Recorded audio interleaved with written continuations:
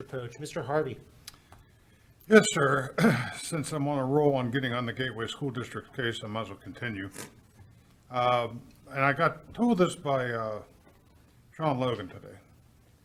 So to add to the things, a gentleman that has recently purchased the Racket Club to turn it back into a prosperous tax-paying business, Yay. which will attract all types of businesses and customers to Monroeville, asked for the taxing bodies to allow him to pay for the back taxes over time, was denied by the school district. Monroeville allowed it, the county allowed it, the municipal authority allowed it, Yes. and the Gateway School District did not allow it. So the gentleman's gonna have to pay for the back school taxes all at once.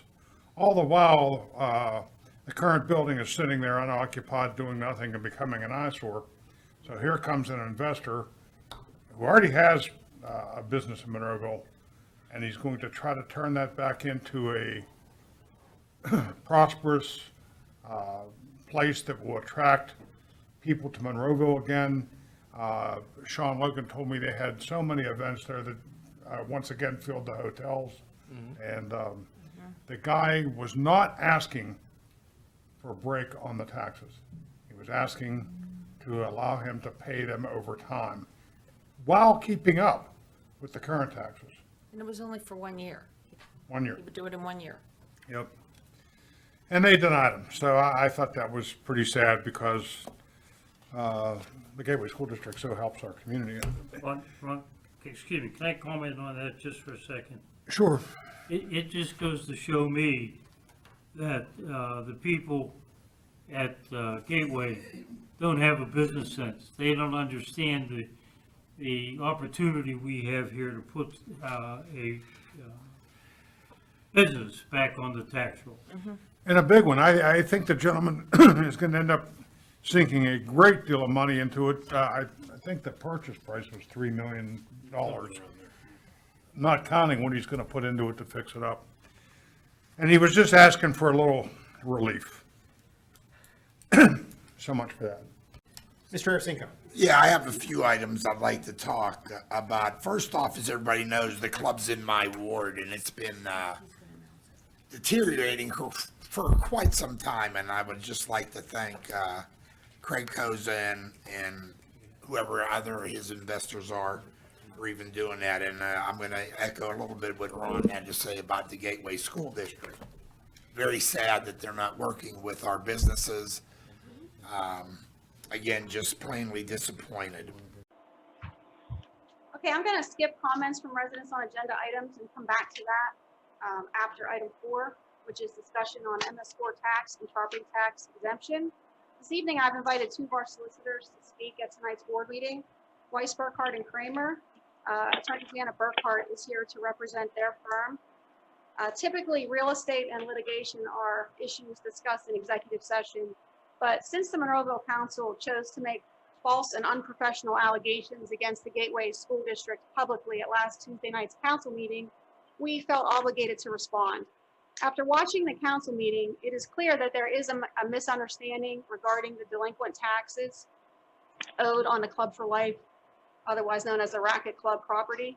It is also clear that council has little to no understanding of the MS4 lawsuit we have filed against them regarding the stormwater management fee and how the church issue became relevant. Yes, council, we do understand the difference between a tax and a fee. So we will also have Attorney Dice, Mrs. Chelsea Bruce Dice here to address that issue. Since Attorney Janet Burkhardt is here via Zoom, we are going to begin with her. And I would just like to know if you could first just provide everybody with a background of your firm. You might have to unmute yourself too, Janet.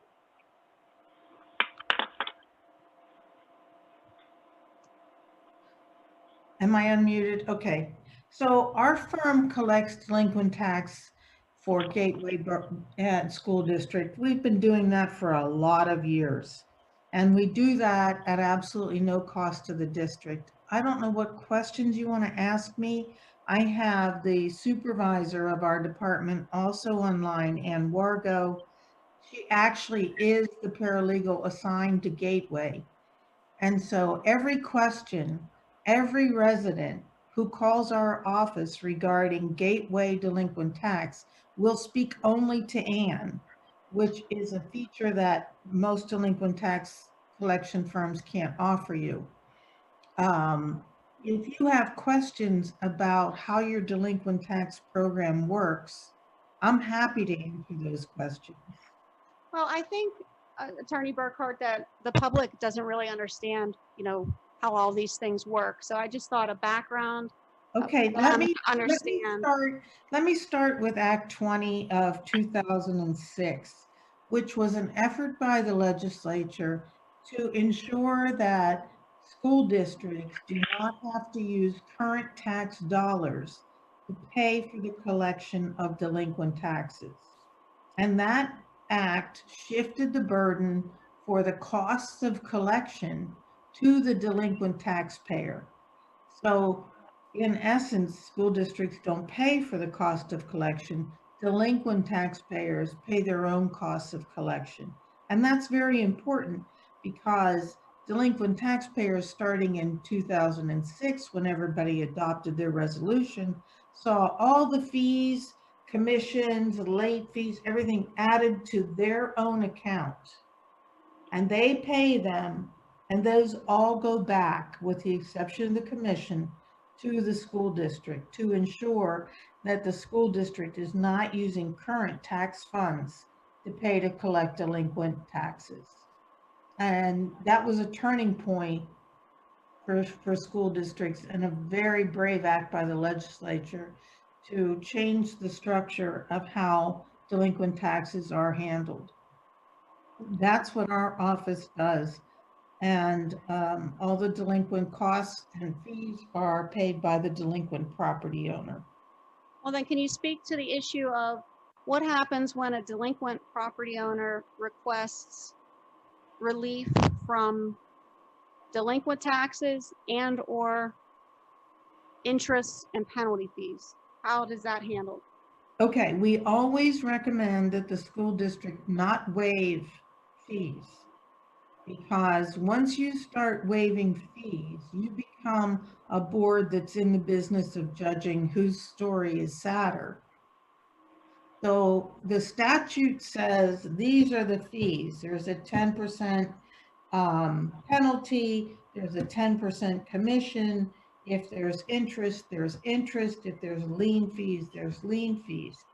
And those are statutory. So we tell boards, and we've told you, you don't waive those fees. But what you can do is, if somebody's in trouble, and we find this a lot, we put them on a payment plan. It's generally a 1-year payment plan because we don't want these to get real old.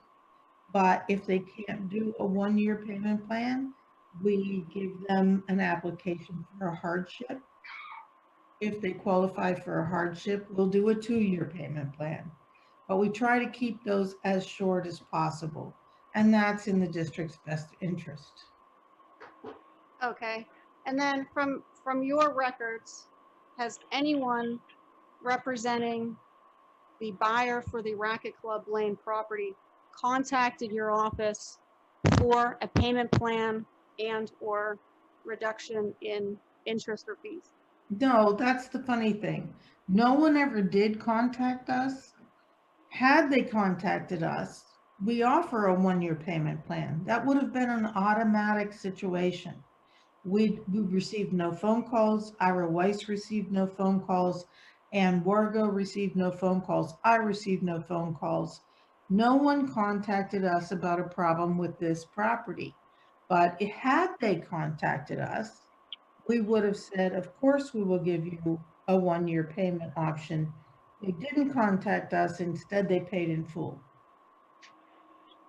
I'm sorry, did you say they paid in full? Yes, they did. So it's the taxes on this property are no longer delinquent and everything is paid in full, up to date. Correct. Okay. Do you desire to get abandoned properties back on the tax rolls? Excuse me? Is it a desire or a goal of your firm for us to get properties back on the tax rolls if they're delinquent? Absolutely, absolutely. Everything is focused towards getting properties back to being productive on the tax rolls. And we assist homeowners and we assist taxpayers in vacant property and elderly folks if they have problems. We do everything we can to help them get back on the tax rolls. And I would say to you and to the board, this may be the first time you've ever had a complaint about our services, and yet it was a complaint that was unfounded because we had never been contacted.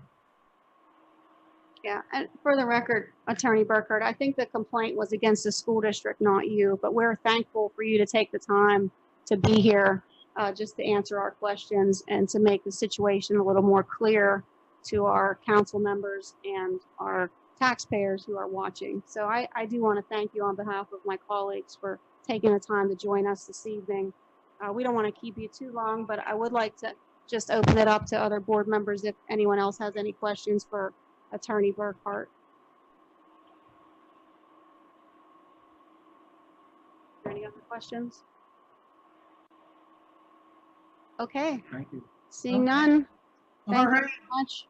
thank you. We appreciate you being here. You're very welcome.